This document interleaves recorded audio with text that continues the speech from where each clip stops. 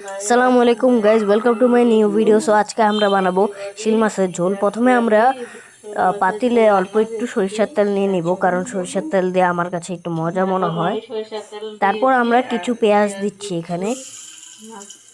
একটু পেঁয়াজ কুচি করে নিয়েছিলাম আমরা আগে, পরে আমরা এগুলো দিয়ে দিচ্ছি।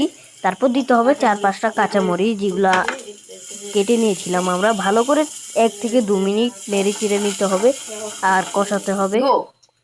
1 থেকে 2 মিনিট পরে প্রথমে দিতে হবে 1 চামচ রসুন বাটা।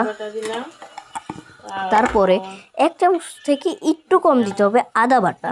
আদা বাটা দিলে একটু মজা লাগবে। তারপর আবার ভালো করে একটু নেড়ে চেড়ে নিতে হবে ভালো করে। তারপর নেড়ে চেড়ে নেওয়ার পর 1 চামচ লাল মরিচের গুঁড়া দিতে হবে। লাল মরিচের গুঁড়া দিয়েছি আমরা। তারপর মিশিয়ে নিতে হবে। আসলে এগুলো পরিমাণ মতো দিতে হয়, কেউ অল্প রান্না করে, কেউ বেশি রান্না করে।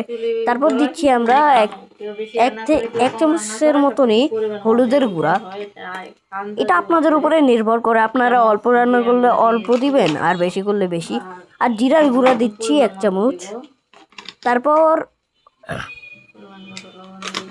তারপর লবণ দিচ্ছি পরিমাণ মতো। লবণ মানে সব কিছুই আপনি পরিমাণ মতন দিবেন। তারপর ভালো করে নেড়ে চেড়ে নিতে হবে। তারপর একটু কষিয়ে নিচ্ছি আমরা।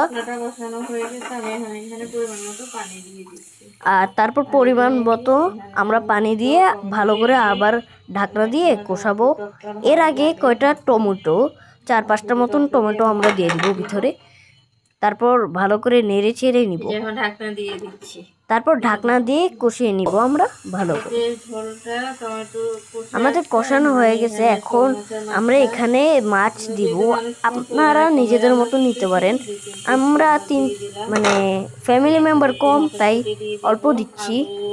চেয়েছিলাম আলু দিতে, বাট আমার বাবার ডায়াবেটিস, তো আলু দিতে পারছি না। তারপর ভালো করে একটু মেখে নিতে হবে আর এটাকে অনেকক্ষণ কষাতে হবে। এর আগে গোটা মটরশুঁটি দিতে হবে, ভুলিয়েছিলাম। মটরশুঁটি একটা টেস্ট বানাবে, অনেক মজা লাগবে মটরশুঁটিতে। তো ভালো করে আগে অনেকগুলোই মটরশুঁটি দিয়ে নিতে হবে। তারপর মটরশুঁটি দেওয়ার পর এখানে ব্রকলি, ফুলকপি, গাজর, আলু আর কিছু না। তারপর সবকিছু এইগুলা কেটে ভালো করে ধুয়ে নিয়েছি। এখন এটা দিয়ে বানাবো আমরা সবজি, মনে হয় ভাজি। তারপরে এখানে একটু সয়াবিন তেল ঢেলে নিচ্ছি আমরা পরিমাণ মতন, আর সব কিছুই পরিমাণ মতন। তারপর একটু পেঁয়াজ আর মরিচ দিচ্ছি।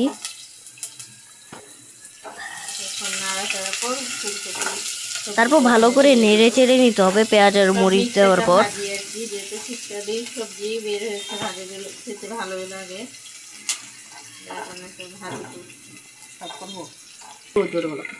ভালো করে নেড়ে চেড়ে নিচ্ছি আমরা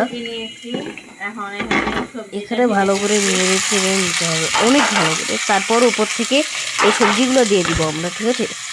উপর থেকে এই সবজিগুলো দিতে হবে। তারপর আমরা এই সবজিগুলো দিয়ে দিব উপর থেকে। তারপর পরিমাণ মতন লবণ, আর তারপর পরিমাণ মতন হলুদ। আমরা এখানে দিচ্ছি 1 চামচ থেকে একটু বেশি।